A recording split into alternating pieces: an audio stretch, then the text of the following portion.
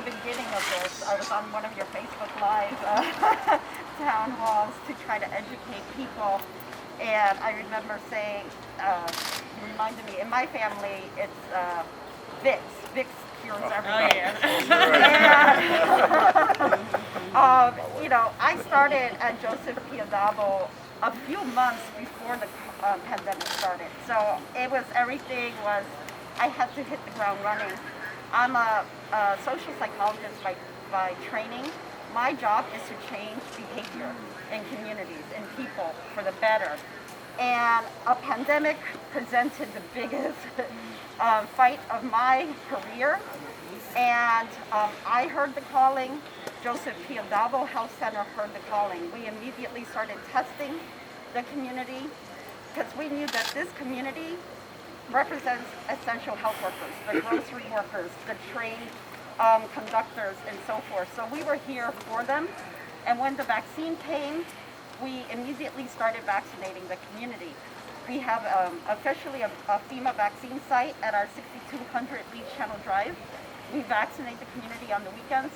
We also do vaccines as point of care. And we heard the calling. One of our providers died because he heard the calling. He didn't want to stop working even though he was over the age of 70. He wanted to be there for the community, Dr. Chan. And so we would love to honor him in this battle because this has been a battle. And we all have to take up the call. So I'm going to very quickly let you know, I'm a Latina who is immune compromised. I carry an EpiPen. I was scared to take that vaccine. But my staff held my hand, and we had the EpiPen ready. We had a cart ready in case something would happen, and nothing happened. I was fine. And I did it to prove to my staff and to people who look like me, who were scared like me, to take the vaccine. It worked. The second shot, I was perfectly okay. So I could do it. You all can do it. Lastly, we're all in a battle together, and we all have to take up this call. So the media has been talking a lot about how the vaccinated people are very angry at the unvaccinated. Let's not be angry. Let's talk calmly with those who are unvaccinated. One person at a time, we could change things. Talk to your neighbor, talk to your friend, your family member. My brother-in-law did not get the vaccine to this past week because he didn't believe in those things, quote unquote.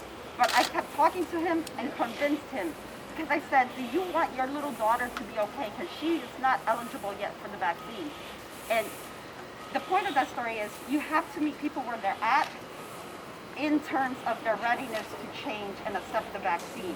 We have accessibility to the vaccines with the locations we have here. We have availability of the vaccines. Now we have to work on the acceptability by our community members. Meet them where they're at. Demystify. Don't chastise them.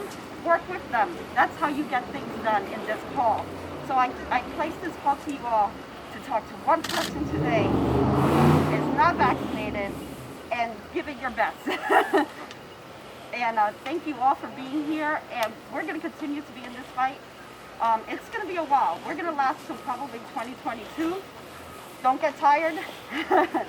This is a marathon, but we will get there together because as you see, all of our great leaders here, New York is strong. Together we're stronger. Yes. Thank you so much. Thank you. I guess we'll go to questions. I want to acknowledge the Heart of Rockaway Civic, and I also want to plug that I believe the health department is offering a $100 incentive to get your shot. So not only can you get your shot in your arm today, but get a shot in your wallet as well at the same time. So if I could get that $100, you know, that would pay for D3's like summer camp one week or something. So I would take it. Alrighty, we'll take President, a quick question for you. I'm with Channel 7 News. About 2 months ago, I spoke with a city council member about this as being the lowest vaccinated rate in all of New York City area. 2 months later, it still is. So what specifically is being done behind the scenes or we need more of to get those numbers in the right direction? So let me start with one, and I'll let my colleagues also go. There's been a lot of education put out there, but this is one of those communities that has historically been disinvested in, where there's a mistrust in government, and you see this commonality between all the communities that are under-vaccinated. So just getting this education out there is critical. We have seen the numbers creep up more, but there's still not enough. So the bottom line is, one of the things we've said to the mayor as well, in conjunction with our colleagues, is we need to go at this like guerrilla warfare. We need to be on doors. We need to be at events, as the state senator alluded to. Just outside this gate today, I saw two young ladies. You know, they were questioning whether they were going to get it. They were standing outside the gate. They came in to get it, right? So we have to continue to fight against, as the state senator said, these conspiracy theories, because in a small, tight-knit community like this, unfortunately, when this misinformation is spread, it spreads very fast. But I think today is a step in the right direction, and making sure that we do more public appealing. The $100 incentive is a big one.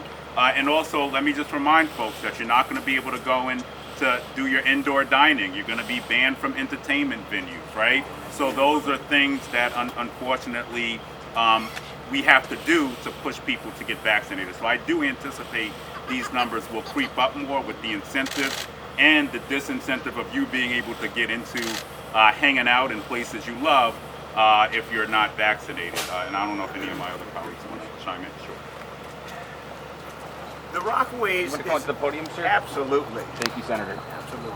The Rockaways should be seen as an example of the different communities in New York and in the nation. We have gotten the low-lying fruit.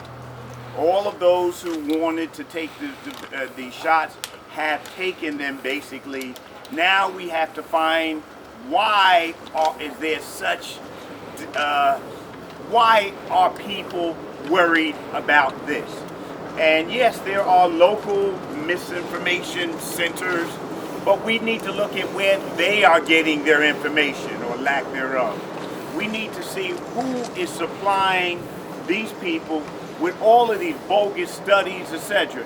National Public Radio just last week did a report on an attempt to knock out one of these shots, one of the the vaccination, one of these firms. They actually wanted to take out Johnson & Johnson. And it turned out that information was coming from Russia, that they were paying people to put out that the Johnson & Johnson was not good and don't go near it. We need to look at that. You need to take this one and go back to the source of this. On the local level, we are going out. When we go out and knock on the doors and go to people, and we do, we wage a one-on-one and one-on-100 or whatever that we can do. And we are doing that. You can ensure that a truck should come out there with us. We now have to take the vaccine to where people are. We have these facilities, and these are good facilities, but we're going to have to do more. We're going to have to find where they are. If they're not coming into us, we need to go out to them so that New York will be safe. We've heard kind of a strategy shift recently from the mayor that, the time for persuasion is over. There's really not much more we can do on that front. It's now time to go from the carrot to the stick. Seems like the message here is still there is some persuasion. You have to do both. You have to do both. I can tell you that just because you disincentivize people from going into an indoor restaurant, first of all, in neighborhoods like this, we don't even have indoor restaurants yet. That is on the way. So you're not really disincentivizing anybody by stating that here. But the point is, we do have to do education. And yes, we do have to. Unfortunately, listen, there comes a time where we have to stop talking. And we have to, people have to hold themselves accountable. And once again, this is not about individualism. This is about community. This is about ensuring that this community that was the epicenter of the epicenter, very similar to East Elmhurst, number 2 in deaths around the city, that this neighborhood understands that we have to take this vaccine. And Facebook and others, Instagram, they all have a responsibility here as well. I'm glad the health department has taken a step forward in sending a letter to my health commissioner and saying, you also need to be held accountable here as well. On that note about education, follow-up, if I could, if you don't mind, for Senator Sanders. Back in January, you tweeted about a podcast episode you were about to Absolutely. host, putting anti-vaxxers on the same platform as people promoting the shot. Do you regret Absolutely. that kind of platform? Absolutely not. You can't beat this with silence. You are not going to be able to win these people over by ignoring their fears. You're going to have to address their fears. You're going to have to go toe-to-toe with their fears. You're going to have some people who can give their fears in the strongest way, and then you have to smash through that. You have to have the best medical science that we can take on these anti-vaxxers. We can take on all of these pseudoscientists with their death-dealing ways. And we need to address it, but you can't bury your head in the sand. I think the issue with that was putting the anti-vaxxers on the same platform as those with credible information, giving them a Where megaphone would as you well. put them if you're trying to get to people? What would you say? Would you say there are those? No, you want people to hear. We should assume that people are logical, that people are rational, that this community is as smart as any other community. Let them hear all the sides, and then let them hear the voice of truth coming from these professionals as we put forward. This was one of the best ideas. Hey, no one else is doing it. Here's where we are. Isn't that a refuting of the position that you have said, that we're not addressing them and we expect it to go away? No. Let's address these charlatans. Let's address them and run them out of town with information, real information. Thank you, Senator. Next question. On the note about education, we've heard about these different approaches.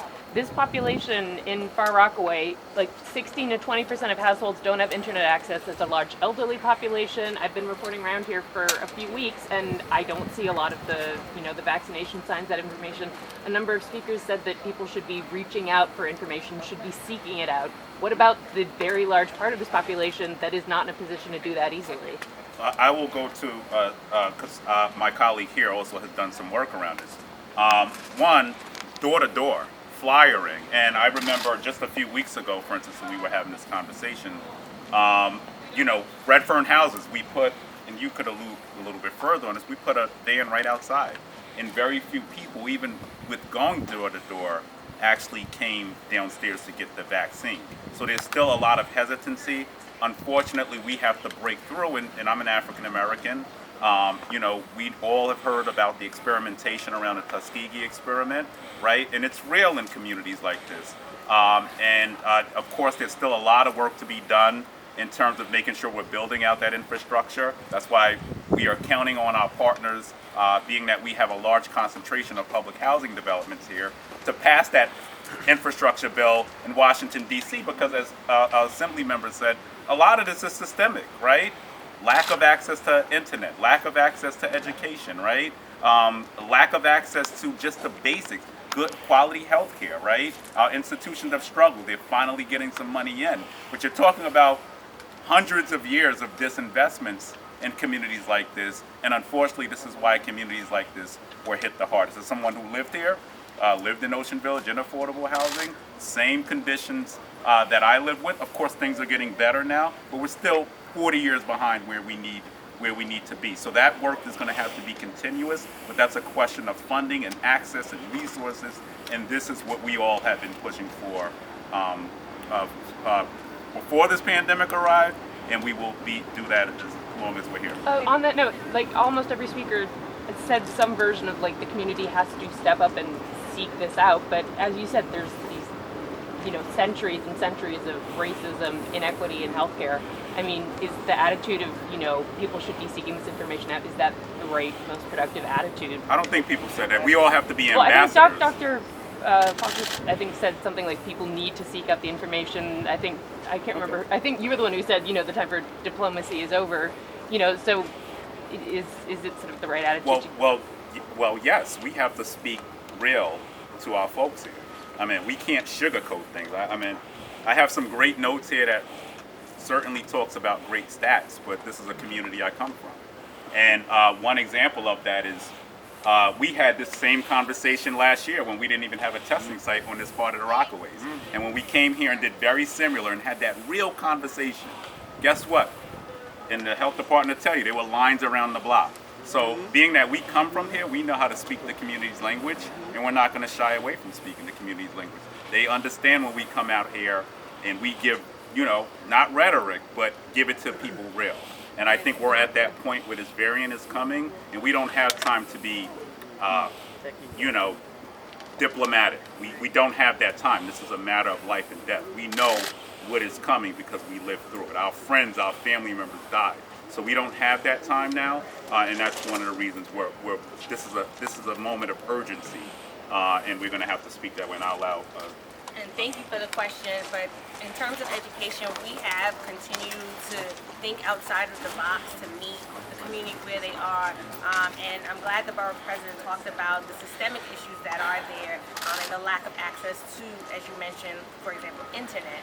So when we have community events, we do have on our tables information about the vaccine, and before it was about testing.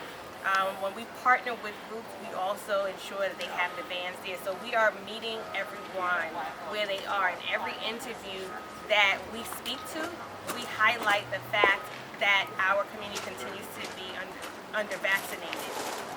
And not all of it rests on the community either, because at the end of the day, government knew that 11691 was the second deadliest zip code, yet we were not prioritized for testing or vaccine. So we have to speak truth to light in the issue.